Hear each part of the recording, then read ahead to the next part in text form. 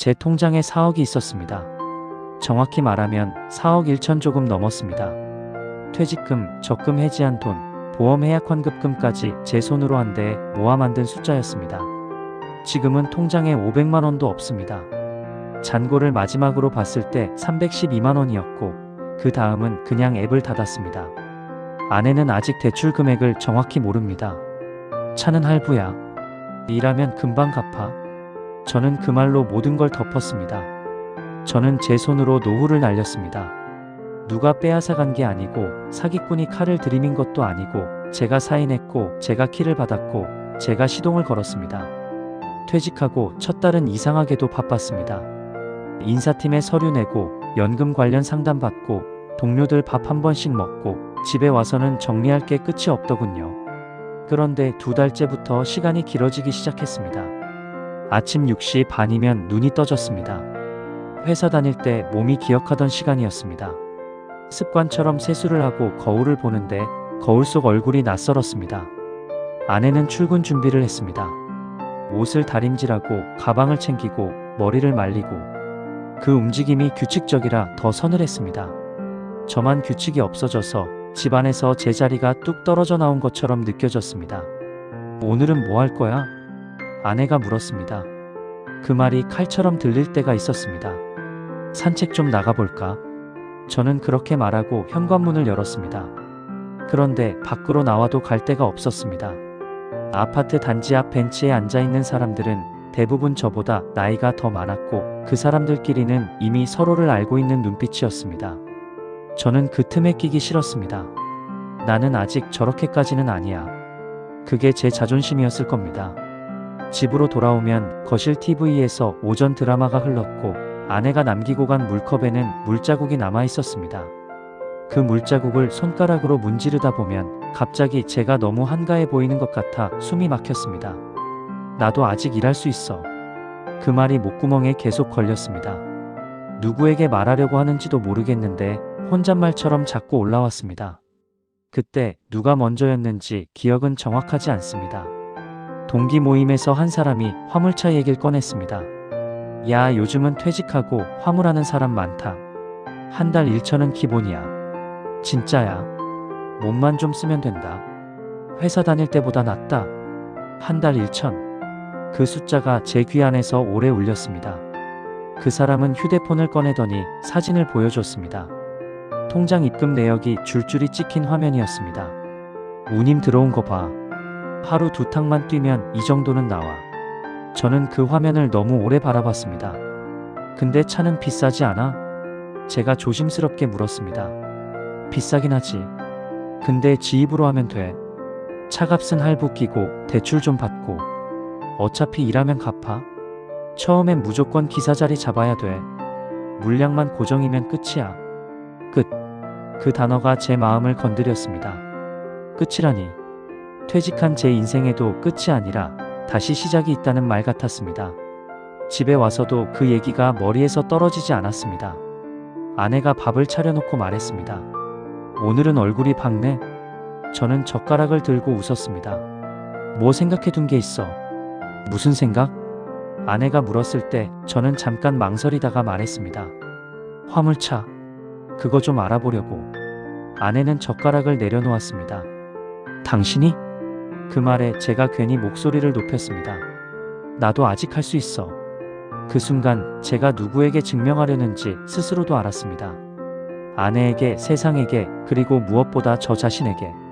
며칠 뒤 저는 화물차 매매단지를 갔습니다. 처음 밟는 바닥은 기름 냄새가 났습니다. 트럭들이 줄지어 서 있었고 차체에 적힌 5톤 11톤 숫자가 제 눈을 계속 끌어당겼습니다. 딜러가 다가와서 말했습니다. 아버님, 처음이시면 5톤 윙바디가 제일 무난해요. 아버님.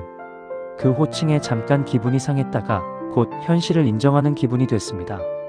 차 문을 열었을 때 트럭 실내 냄새는 새 가죽 냄새와 기계 냄새가 섞여 있었습니다.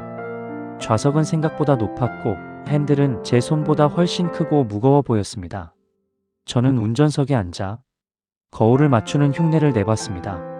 딜러가 웃으며 말했습니다. 앉아보니까 딱이죠. 아버님 체격이면 딱이에요. 그 말이 이상하게도 칭찬처럼 들렸습니다. 내가 아직 딱 맞는 자리가 있다는 느낌. 딜러는 계산기를 두드렸습니다. 차값이 3억 6천인데요. 할부랑 대출 섞으면 됩니다. 제가 숨을 삼켰습니다. 숫자가 너무 컸습니다. 그런데 딜러는 너무 태연했습니다.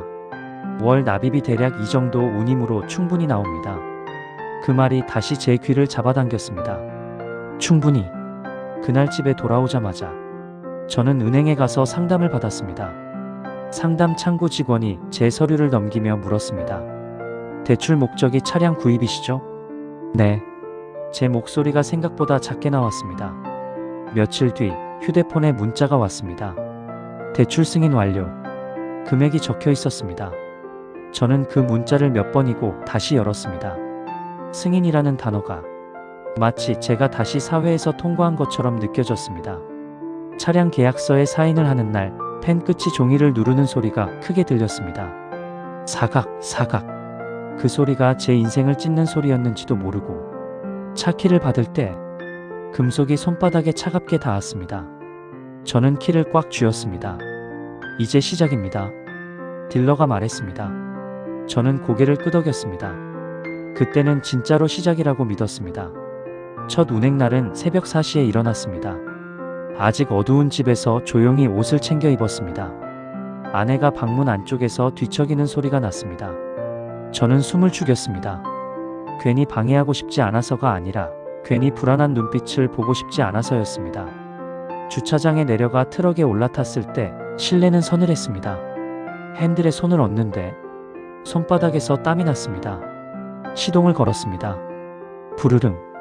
엔진 소리가 몸을 울렸습니다. 그 진동이 제 가슴까지 올라와 그래, 나는 지금 움직이고 있다고 말해주는 것 같았습니다. 고속도로로 올라가자 공기가 달라졌습니다.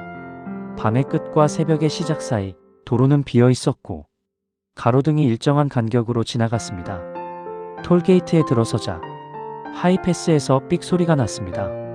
그 소리가 이상하게도 직장인 시절 사원증 찍던 소리처럼 들렸습니다.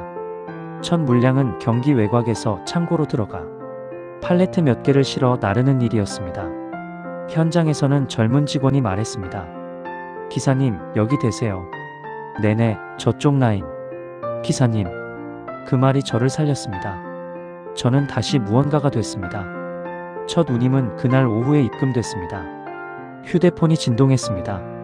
입금 운임 58만원. 저는 차를 세워놓고 그 문자를 한참 바라봤습니다. 눈물이 날 뻔했습니다. 큰 돈이 아니라서가 아니라 내가 다시 돈을 벌었다는 사실이 너무 선명해서 그날 밤 아내에게 말했습니다.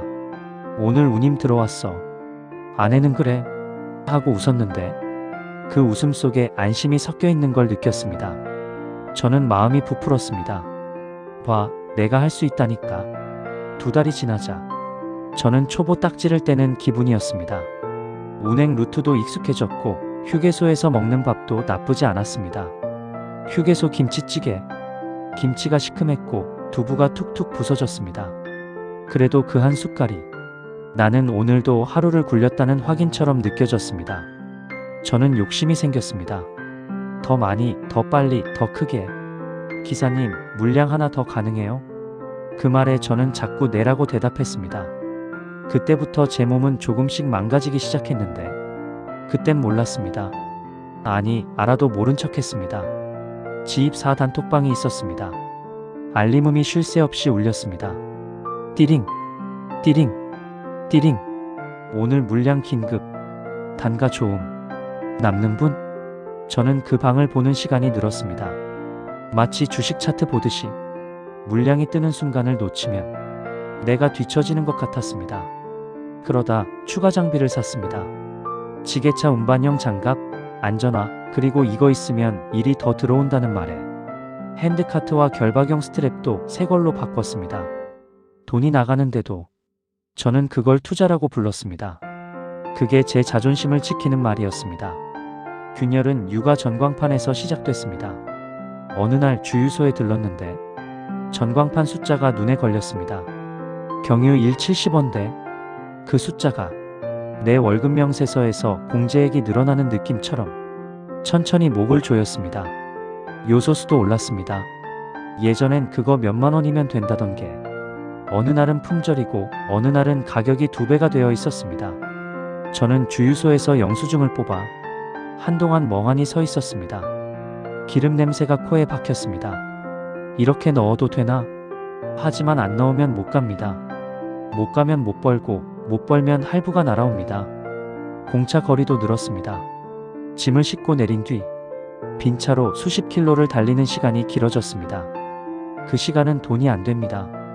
엔진은 돌아가고 기름은 타고 내 허리는 굳는데 통장에는 아무것도 쌓이지 않습니다. 지입사에서 공지가 왔습니다. 공지 운임단가 조정 안내. 문장을 읽는 순간 배가 꺼지는 느낌이었습니다. 요즘 물량이 줄어서요. 다들 좀 감안하셔야 합니다.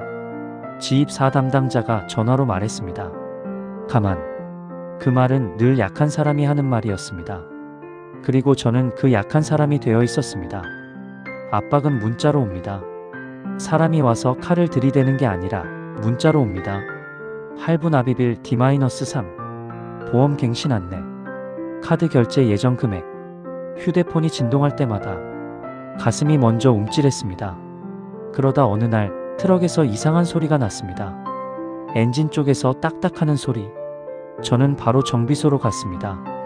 정비소 사장은 장갑 낀 손으로 엔진룸을 열어보더니 짧게 말했습니다. 이거 큰 돈 나가요. 견적서를 받았을 때 종이에 찍힌 숫자가 믿기지 않았습니다. 348만 원. 저는 말이 안 나왔습니다. 사장은 담배를 한 모금 빨고 말했습니다. 안 고치면 더 큰일 나요. 도로에서 서면 견인비도 나갑니다. 저는 고개를 끄덕였습니다. 그때부터 머릿속에 계산기가 상주했습니다. 운임 들어와도 기름값 빼고 할부 빼고 보험료 빼고 정비비 빼면 내 손에 남는 게 뭔지 계속 계산했습니다. 밤 운행이 늘었고 졸음운전이 찾아왔습니다. 한 번은 눈이 딱 감겼다가 핸들이 살짝 흔들린 순간이 있었습니다. 그 순간 심장이 쿵 내려앉았습니다. 내가 여기서 죽으면 그 뒤에는 생각이 이어지지 않았습니다. 생각하기 싫었습니다. 무서워서가 아니라 내가 선택한 길이 너무 위험하다는 걸 인정해야 하니까. 붕괴는 조용히 왔습니다. 물량이 줄더니 어느 주에는 이틀이 통으로 비었습니다. 지입사 단톡방에서 알림음이 울려도 마감 배차 완료. 그 문장만 보였습니다. 내 이름은 없었습니다. 통장 잔고가 줄었습니다. 잔고를 볼 때마다 손끝이 차가워졌습니다. 카드값 연체 알림이 왔습니다. 연체 안내 최소 결제 금액 미납. 저는 그 문자를 지우고 다시 확인하고 또 지웠습니다. 마치 없었던 일처럼. 그날 저녁 아내가 말했습니다. 요즘 왜 이렇게 늦어? 물량이 있어야지. 제가 퉁명스럽게 말했습니다. 그럼 쉬면 되잖아. 아내가 조용히 말했을 때 제가 갑자기 폭발했습니다. 쉬면? 할부는 누가 내? 제가 식탁을 치진 않았지만 목소리가 크게 울렸습니다. 아내는 젓가락을 내려놓고 한숨을 쉬었습니다. 그 한숨이 저를 더 미치게 했습니다. 당신은 회사 다니잖아. 제가 말했습니다. 아내의 눈빛이 딱 굳었습니다. 그래, 나는 다니지. 근데 당신이 시작한 거잖아. 그 말이 제 자존심을 뿌리째 뽑았습니다. 저는 말하지 못했습니다. 그 시작이 제가 살아있음을 증명하려고 한 발버둥이었다는 걸. 그때부터 저는 고립됐습니다. 휴게소에서 혼자 밥을 먹을 때 옆 테이블 기사들이 웃고 떠드는 소리가 들렸습니다. 요즘 단가 너무 죽었어. 그래도 나는 고정이라 버틴다. 그 말들이 부러웠고 그 부러움이 부끄러워서 저는 고개를 더 숙였습니다. 동료 기사 몇 명이 연락을 했지만 저는 받지 않았습니다. 형님, 요즘 어때요? 그 질문이 너무 무서웠습니다. 어떻게든 괜찮다고 말해야 하니까. 친구 모임도 피했습니다. 모임 공지가 뜨면 저는 핸드폰을 뒤집어 놓았습니다. 그리고 친구 단톡방 알림을 껐습니다. 알림 끄기 버튼을 누르는 순간 내 인생에서 소리가 사라지는 느낌이었습니다. 건강검진 결과지도 그때 왔습니다. 아내가 택배를 뜯고 봉투를 내게 내밀었습니다. 검진 결과 나왔어. 저는 봉투를 받았지만 열어보지 않았습니다. 열어봐. 아내가 말했습니다. 저는 웃으면서 말했습니다. 나중에 봉투를 뒤집는 순간 재검이라는 단어가 눈에 스쳤습니다. 그 단어를 본 순간 가슴이 철렁했는데 저는 모른 척했습니다. 지금은 아플 여유도 없었습니다. 정말로 바닥은 새벽 3시에 옵니다. 그날도 트럭 아니었습니다. 주차장 한쪽에 세워두고 시동을 껐습니다. 밖은 조용했습니다. 멀리서 트럭 한 대가 지나가는 소리만 들렸습니다. 트럭 안 히터를 켰습니다. 후, 따뜻한 바람이 나오는데도 손은 떨렸습니다. 핸들을 잡고 가만히 앉아 있는데 내 손이 핸들을 잡은 게 아니라 핸들이 내 손을 잡고 놓아주지 않는 느낌이 들었습니다. 휴대폰을 켰습니다. 통장을 열었습니다. 잔고는 진짜로 500만 원도 안 됐습니다. 그 숫자를 보는 순간 갑자기 속이 울렁거렸습니다. 저는 차 문을 열고 밖으로 고개를 내밀었습니다. 차가운 공기가 목까지 들어왔습니다. 나는 왜 이렇게까지 했을까? 그 말이 입 밖으로 아주 작게 나왔습니다. 그때 떠오른 건 돈이 아니었습니다. 내가 잃은 돈의 액수도 아니었습니다. 떠오른 건 퇴직하고 집에 앉아 있을 때 느꼈던 그 묘한 공허함, 아내 앞에서 작아지는 느낌, 나 이제 뭐냐는 질문이었습니다.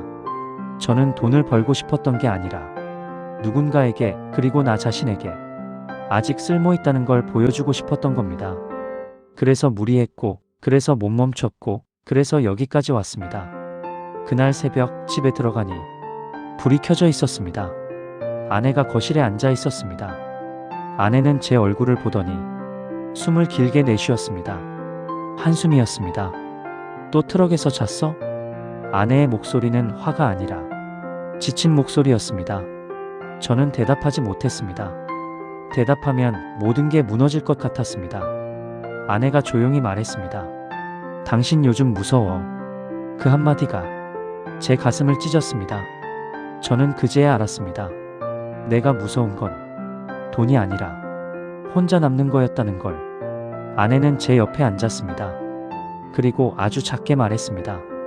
대출 얼마나 남았어? 저는 입을 열었다가 닫았습니다. 대답할 수 없었습니다. 아직도. 하지만 그 순간 처음으로 생각했습니다. 이걸 숨기는 게 나를 살리는 게 아니라 나를 더 죽인다는 걸. 저는 고개를 숙인 채로 말했습니다.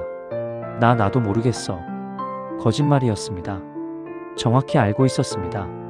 그런데 진실을 말할 용기가 없었습니다. 아내는 제 손등을 가볍게 눌렀습니다. 당신이 없어지는 게 제일 무서워. 그 말에 저는 숨을 크게 들이마셨습니다. 그리고 아주 천천히 내쉬었습니다. 희망은 크지 않았습니다. 돈이 갑자기 생기지도 않았고 문제가 사라지지도 않았습니다.